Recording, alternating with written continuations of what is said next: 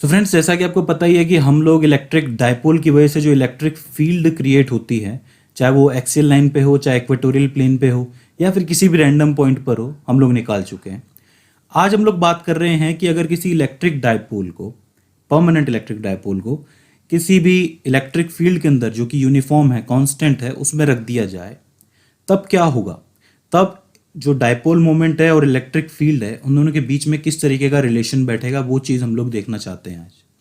ठीक है, तो बड़ी इंटरेस्टिंग चीज़ है, देखते हैं। जैसे मान लीजिए कि आपके पास एक इलेक्ट्रिक फील्ड है जो कि यूनिफॉर्म है, जो कि कुछ इस डायरेक्शन के अंदर है। ठीक है, इसको मैंने ऊपर की डायरेक्शन में इसलिए माना है ताकि आप लोगों को डायग्राम अच्छी तरीके से समझ में आए। अब मान लीजिए कि इसके बीच में हम लोग एक परमानेंट डायपोल रख देते हैं जो कि कुछ इस तरीके से है। इसको मैंने एक एंगल के साथ रखा हुआ है। इसको एंगल के साथ रखने का कारण ये है कि ये जो पॉजिटिव वाला है ये ऊपर की तरफ खिंच रहा है, और जो नेगेटिव वाला है ये नीचे की तरफ खिंच रहा है। इसका मतलब कि इस पॉजिटिव चार्ज के ऊपर एक ऊपर की तरफ फोर्स लग रहा है, इस तरफ, इस डायरेक्शन में फोर्स लग रहा है QE।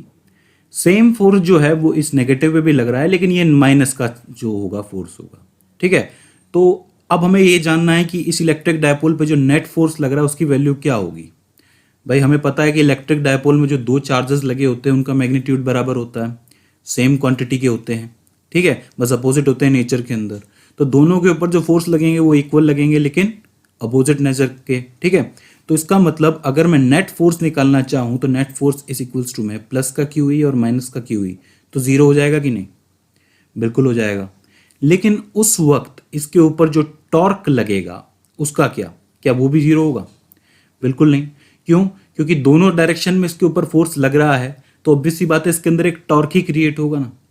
देखिए, इस चीज़ को एक अलग तरीके से समझने की कोशिश कीजिए। जैसे कि आपके पास कोई बॉडी है जिस पे आप लोग कोई फोर्स अप्लाई करते हो, तो उस समय क्या होता है? फोर्स अप्लाई होता है तो वो स्ट्रेट लाइन में मोशन करने लगता है।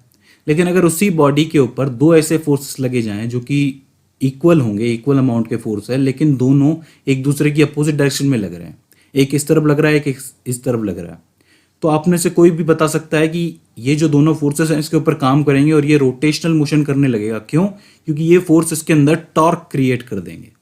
ठीक है, और मज़े की बात क्या होगी? उस समय इस बॉडी के ऊपर जो नेट फोर्स की वैल्यू है वो जीरो होगी। याद रखिए, फोर्स जो होता है अगर सीधे सीधे लगाया जा रहा है तो वो स्ट्रेट लाइन में मोशन करना शुरू कर देगा, लेकिन यहाँ जो मोशन हो रहा है वो सर्कुलर है, तो उस वक्त नेट फोर्स की वैल्यू जीरो होगी। तो अब इसका मतलब क्या हुआ? अगर हमें इस डायपोल की जो मोमेंट हो रही है उसको समझना है तो उसके टॉर्क को कैलकुलेट करना पड़ेगा। अब टॉर्क कैसे कैलकुलेट करते हैं?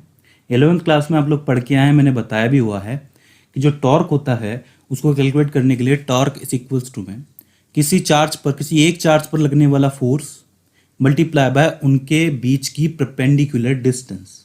वो हमें पता होनी चाहिए। हमें पता चल जाएगा कि ये टोटल जो डायपोल है वो कितना टॉर्क कर रहा है। ठीक है, तो यानी कि टॉर्क इज इक्वल्स टू में F multiply by perpendicular distance. Force कितना लग रहा है एक चार्ज के ऊपर?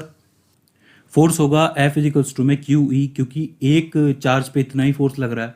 ध्यान देने वाली बात यह है कि इस वक्त इसमें आप लोग माइनस प्लस नहीं लगाओगे क्योंकि हम लोग मैग्नीट्यूड निकाल रहे हैं। ठीक है, तो टॉर्क इज इक्वल्स टू में QE multiply by perpendicular distance कितना होगा? परपेंडिकुलर डिस्टेंस जो होगा वो ये होगा। ठीक है, ये यहाँ से यहाँ तक होगा। देखिए, ये जो इलेक्ट्रिक डायपोल है इसकी जो डायपोल मोमेंट की जो डायरेक्शन होगी वो नेगेटिव टू पॉजिटिव होगी, इस तरीके से इस डायरेक्शन में जाएगी। इलेक्ट्रिक फील्ड इस डायरेक्शन के अंदर जा रही है। ठीक है, दोनों के बीच में बन रहा है एंगल थीटा, तो ये इसकी परपेंडिकुलर डिस्टेंस बन जाती है। इसको नाम दे देते हैं, ABC दे सकते हैं, या फिर आप लोग PQR भी दे सकते हैं। मैं PQR दे देता हूँ। तो क्या होगा? इस QR की वैल्यू हमें निकालनी है, तो टॉर्क इक्वल्स टू में QE मल्टीप्लाई बाय QR। ठीक है, अब QR की वैल्यू निकालनी है तो कैसे निकलेगी? देखिए, ये एक तरीके से राइट ट्राइंगल बन जाता है आपका। ठीक है, तो ये राइट ट्राइंगल बन जाता है, तो अब इस राइट ट्राइंगल से हमें निकालनी है इसकी वैल्यू QR की। तो हम लोग कैसे निकालेंगे? Sine theta. Sine theta equals to में क्या होता है? ठीक है, यहाँ पर परपेंडिकुलर अपॉन में क्या होता है? हाइपोटेनियस होता है, राइट। यहाँ परपेंडिकुलर की वैल्यू है QR, हाइपोटेनियस आपका 2a है। ये 2a आपको नजर आ रहा होगा कुछ इस तरीके से। तो यहाँ पर साइन थीटा इक्वल्स टू में QR अपॉन में 2a, और QR की वैल्यू निकलेगी 2a साइन थीटा। ठीक है, तो इस QR की वैल्यू इस इक्वेशन में पुट कर दीजिए, तो टॉर्क इज इक्वल्स टू में QE 2a साइन थीटा। ठीक है, इतनी बात हमें समझ में आ जाती है। अब यहाँ पर ये जो Q और 2a है मिलकर के बना रहा है डायपोल मोमेंट। ठीक है, और डायपोल मोमेंट होता है P। तो आप लोग क्या कर सकते हैं कि इस Q2A को P से सब्स्टिट्यूट कर सकते हो, इजीली कर देंगे। तो टॉर्क इक्वल्स टू में PE साइन थीटा। अब देखिए साइन थीटा की वैल्यू हाईएस्ट कब होती है? 90 डिग्री के एंगल पे। ये बात ध्यान में रखने वाली है। तो इसका मतलब ये जो 90 डिग्री वाला है, तो इसका मतलब जब डायपोल मोमेंट P और इलेक्ट्रिक फील्ड E दोनों के बीच का एंगल 90 डिग्री होगा, उस समय टॉर्क की वैल्यू हाईएस्ट होगी। ठीक है, और अगर दोनों के दोनों पैरेलल हो गए, मतलब दोनों के दोनों एक ही डायरेक्शन में चले गए, तो उस समय टॉर्क की वैल्यू कितनी हो जाएगी? 0 हो जाएगी। क्यों? क्योंकि साइन 0 की वैल्यू 0 होती है। तो क्रॉस प्रोडक्ट है, राइट? तो टॉर्क इज इक्वल्स टू में P क्रॉस E। इसको P क्रॉस E भी लिखा जा सकता है, या तो PE साइन थीटा लिख सकते हो, या फिर P क्रॉस E लिखा जा सकता है। अब आपके दिमाग में सबसे पहला और सबसे इंपॉर्टेंट क्वेश्चन आना चाहिए कि P क्रॉस E ही क्यों लिखा, E क्रॉस P क्यों नहीं लिखा? तो देखिए, इस डायग्राम से आपको पता चल जाएगा। यहां पर ये जो डायपोल मोमेंट इस डायरेक्शन में है, इलेक्ट्रिक फील्ड इस डायरेक्शन में है, ये घूम रहा है, यानी कि ये जो P है ये टॉर्क ले रहा है किसकी तरफ? इलेक्ट्रिक फील्ड E की तरफ, यानी कि P जा रहा है E की तरफ। राइट हैंड रूल आपको याद होगा, राइट? यहां पर E P की तरफ नहीं आ रहा है, यहां P E की तरफ जा रहा है, इसलिए P क्रॉस E लिखेंगे हम लोग इस चीज को। तो ये हो जाता है आपका जो डायपोल मोमेंट और इलेक्ट्रिक फील्ड E के बीच का जो रिलेशन होता है। ठीक है, ये चीज़ ध्यान में रखनी है। अब एक और इंपॉर्टेंट चीज़ है कि इसके ऊपर जो नेट टॉर्क की वैल्यू है वो कुछ है, लेकिन नेट फोर्स 0 है। ये इंपॉर्टेंट चीज़ है। अब आते हैं हम लोग एक और स्टेप के ऊपर। अब तक हम लोगों ने कहा कि यहाँ पर इलेक्ट्रिक फील्ड की वैल्यू जो है यूनिफॉर्म है। अगर मान लो कि इलेक्ट्रिक फील्ड की वैल्यू यूनिफॉर्म ना हो, तब क्या होगा? तब इसके ऊपर जो लगने वाला नेट फोर्स होगा वो 0 नहीं होगा। समझिए, देखिए, मान लीजिए कि आपके पास एक इलेक्ट्रिक फील्ड है और उसके अंदर एक इलेक्ट्रिक डायपोल रखा हुआ है। हमने क्या बोला कि अगर इलेक्ट्रिक डायपोल और इसमें डायपोल मोमेंट जो है और इलेक्ट्रिक फील्ड 90 डिग्री के एंगल में है, तो टॉर्क बनेगा और नेट फोर्स की वैल्यू 0 होगी। लेकिन जैसे ही ये दोनों पैरेलल हो जाते हैं, तब क्या होगा? दोनों के बीच का जो टॉर्क है वो 0 हो जाएगा और नेट फोर्स बढ़ जाएगा। भाई, मेरे कहने का मतलब ये हुआ कि जैसे आपके पास कोई इलेक्ट्रिक फील्ड है और उसके अंदर अगर आपका जो डायपोल है कुछ इस तरीके से पड़ा हुआ है, तो इस वक्त इसके अंदर टॉर्क आएगा, ये बात हमें मालूम है। लेकिन ये जैसे ही पैरेलल हो जाते हैं तो क्या होगा? टॉर्क तो बिल्कुल 0 हो जाएगा और ये जो पूरा डायपोल है इस पर एक फोर्स लगेगा और इसको ऊपर की तरफ खींचेगा।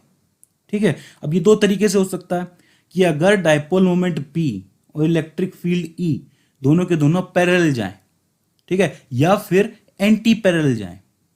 देखिए, इसमें एक बहुत सिंपल सा डेमोन्स्ट्रेशन मैं आपको देता हूं। ये डेमोन्स्ट्रेशन आप लोगों ने कई बार किया होगा। जैसे कि हमारे यहाँ पे कुछ पेपर पड़े हुए हैं कि पेपर के टुकड़े, उसके पास एक कॉम्ब है जो कि प्लास्टिक का है।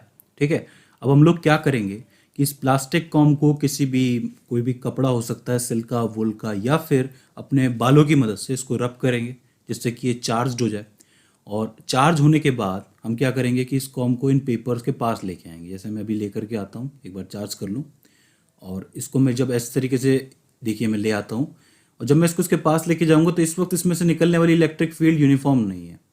तो अब आप देख सकते हो कि पहले टॉर्क क्रिएट हुआ कागज़ों के अंदर, टॉर्क क्रिएट हुआ, और टॉर्क क्रिएट होने के बाद वो सीधे हो गए, उसके बाद उसके ऊपर फोर्स अप्लाई हुआ। कभी भी कोई भी कागज़ का टुकड़ा सीधे नहीं उठता है, पहले उसके अंदर टॉर्क क्रिएट होता है और फिर वो इलेक्ट्रिक फील्ड के पैरेलल या फिर एंटी पैरेलल जाता है, फिर फोर्स क्रिएट होता है कुछ इस तरीके से, राइट? तो ये चीज़ आपको ध्यान में रखनी है। ठीक है, अब आप लोग बता सकते हो कि इसके अंदर जो डायपोल मोमेंट और इलेक्ट्रिक फील्ड है वो आपकी पैरेलल है या फिर एंटी पैरेलल है। बहुत सिंपल है बताना, मैं बता देता हूँ। जैसे कि ये जो कॉम्ब है ये इस वक्त प्लास्टिक का है, ठीक है, और ये जो पेपर है तो पेपर है ही।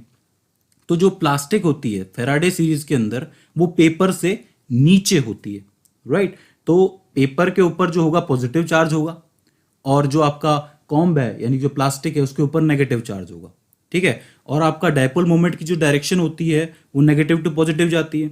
इलेक्ट्रिक फील्ड भी पॉजिटिव से निकलती है, नेगेटिव के अंदर जाती है। तो इसका मतलब इस वक्त डायपोल मोमेंट P और इलेक्ट्रिक फील्ड E दोनों की जो डायरेक्शन है वो आपकी बिल्कुल सेम डायरेक्शन में। इसका मतलब इस वक्त ये पैरेलल है, और इसका मतलब इसके ऊपर लगने वाला फोर्स जो है वो इस वक्त मैक्सिमम है।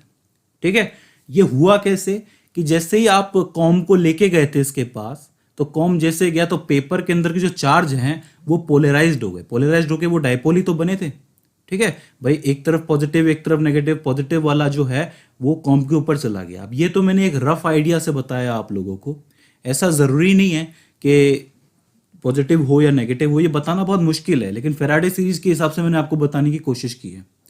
सो आई होप ये डेमोन्स्ट्रेशन से आपको समझ में आया होगा कि किस तरीके से ये जो पॉजिटिव और नेगेटिव चार्ज है, ये जो डायपोल मोमेंट है, ये इलेक्ट्रिक फील्ड के साथ काम करता है।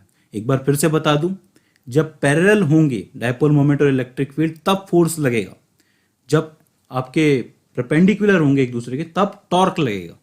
ठीक है, तो इस चीज़ को आपको याद रखना है। सो आई होप ये कॉन्सेप्ट आपको दिमाग में बैठ गया होगा। इसके बाद भी इस कॉन्सेप्ट के अंदर आपको कोई क्वेरी आ रही है, कोई दिक्कत आ रही है समझने में, या फिर हमसे कोई गलती हो रही है, तो प्लीज़ आप हमें कमेंट सेक्शन के ज़रिए बताइए। सो फ्रेंड्स, आज की इस वीडियो के अंदर बस इतना ही। सी यू इन द नेक्स्ट।